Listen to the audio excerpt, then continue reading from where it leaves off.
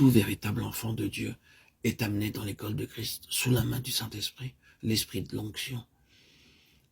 Et la première grande œuvre du Saint-Esprit consiste à présenter à son cœur Christ comme l'objet que Dieu garde en vue dans toutes les actions du Saint-Esprit en nous.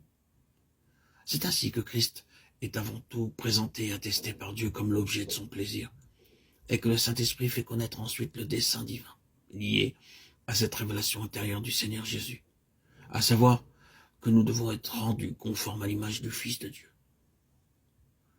Il y a 2 ou 3 leçons fondamentales dans cette école, 2 choses sur lesquelles s'appuie notre éducation. Le Saint-Esprit, premièrement, prend la peine de faire connaître par l'expérience à tous ceux qui sont sous cette discipline, car telle est la signification d'un disciple, de la faire connaître de manière intérieure, dans leur propre cœur, la nature entièrement autre de Christ, entièrement autre de la leur. Puis, il agit aussi pour nous amener à la place où nous réalisons combien notre situation est impossible, à moins de miracles de Dieu.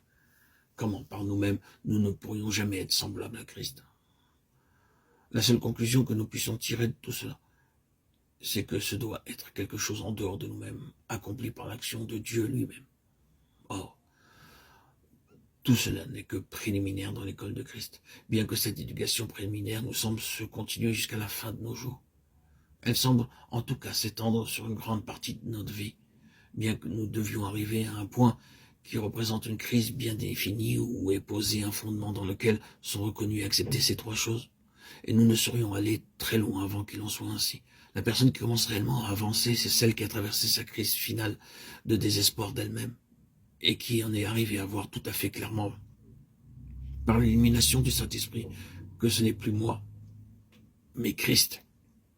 Non pas ce que je suis, Seigneur, mais ce que tu es. C'est cela, et cela seul, qui peut être le vrai repos de mon âme. Ton amour et non le mien, ta paix et non la mienne, ton repos et non le mien, toi, mon tout, rien de moi, toi-même.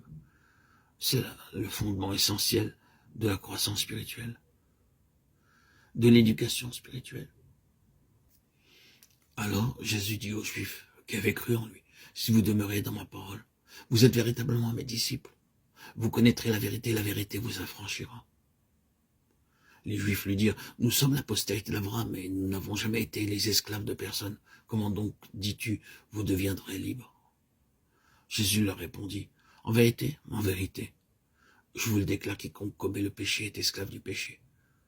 Or l'esclave ne demeure pas pour toujours dans la maison, mais le Fils y demeure pour toujours.